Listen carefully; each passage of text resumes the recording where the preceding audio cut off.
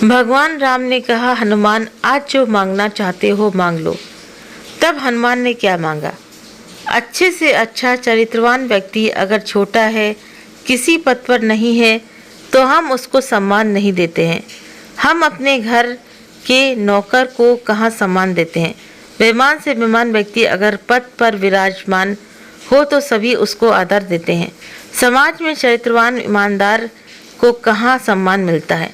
रावण ने भी हनुमान जी से पूछा कि तुम्हारे पास पद कौन सा है, और हनुमान जी जीवन भर पद से दूर रहे। पद से तो हनुमान जी दूर रहे, पर क्या पद पर विराजमान रहे। उन्होंने जगत का पद नहीं लिया, लेकिन जगत पिता के पद पर विराजमान रहे।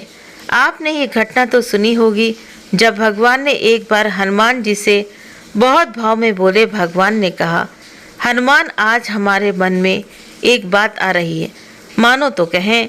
तो हनुमान जी बोले, बोलिए प्रभु, क्या कह रहे हैं?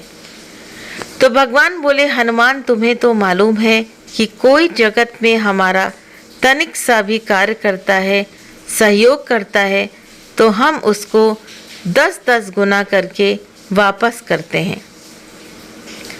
अंगद ने हमारा सहयोग किया, हमने उसको किष्किंधा का युवराज बना दिया। सुग्रीव ने हमारा सहयोग किया, हमने किष्किंधा का राजपद उसको दे दिया। विभीषण ने हमारा सहयोग किया, तो हमने लंका का राजपद उन्हें दे दिया। भले आदमी, तुमसे तो सारा जीवन हमको दे दिया, लेकिन कभी हमने तुम्हें अपने हाथों से कुछ ना दिया। ये मुझे मालूम है कि तुम निवृत्ति मार्गी हो, तुमको कुछ नहीं चाहिए, लेकिन मेरी प्रसन्नता के लिए कुछ मांग लो, ताकि मुझे अच्छा लगे कि मैंने हनुमान को कुछ दिया है। आज तुम कुछ मांगो। जब भगवान ने कहा कि तुम कुछ मांगो, तो हनुमान जी भी थोड़े मूड में आ गए। तो हनुमान जी ने कहा कि सचमुच कुछ देना चाहते हो प्रभु, या वैसे ही किसी मीठी बात में फंसाना चाहते हो? भगवान ने कहा, मांगो तो सही, तुम्हारे मन में कुछ मांगने की इच्छा तो आई, बोलो क्या चाहिए? तो हनुमंत जी ने कहा, भगवान, हम पद तो ले नहीं सकते, क्योंकि पद लेने का अर्थ है कि मनुष्य को भूत बनना पड़ता है। जिसके पास पद आएगा उसको भूत बनना पड़ेगा, और पद मेरे पास आ नहीं सकता, क्योंकि पद के साथ भूत जुड़ा है, और भूत मेरे नाम से ही भागता है। भगवान तो भगवान ने कहा, हमारी इच्छा है, हमारी इच्छा के लिए मांगो। तो हनुमान जी ने कहा कि ऐसा है तो सुनिए, आपने सबको एक एक पद दे रखे हैं, किसी को युवराज पद, किसी को राजपद। मैं एक पद से तो राजी नहीं होऊंगा। तो भगवान ने कहा, मांगो तो सही, कितने पद चाहिए? हनुमान जी ने भगवान के दोनों चरण पकड़े और बोले, मुझे तो ये दोनों पद चाहिए, बाकी कोई पद किसी को भी दे दीजिए। भगवान, मुझे तो आपके चरण पद चाहिए। और भगवान, बाकी पद देकर भूत बनाना क्यों चाहते हैं? मैं तो अभूतपूर्व रहना चाहता हूँ। और सचमुच में हनुमान जी अभूतपूर्व हैं। तो हनुमान जी की जैसी भक्ति किसी की नहीं है। क्योंकि जब रावण ने पूछा, अरे बंदर, तेरे पास पद कौन सा है? तो हनुमान जी ने यही उत्तर दिया, मैं श्री राम का दूत हूँ।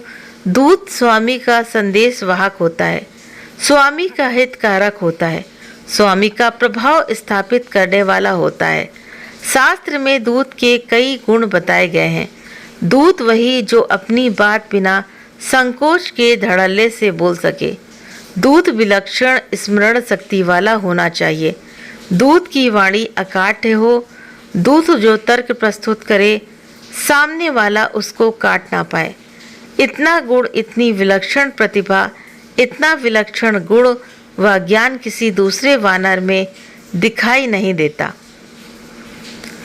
भगवान के संदेश को बेवाक कह देना ये दूत का कार्य है।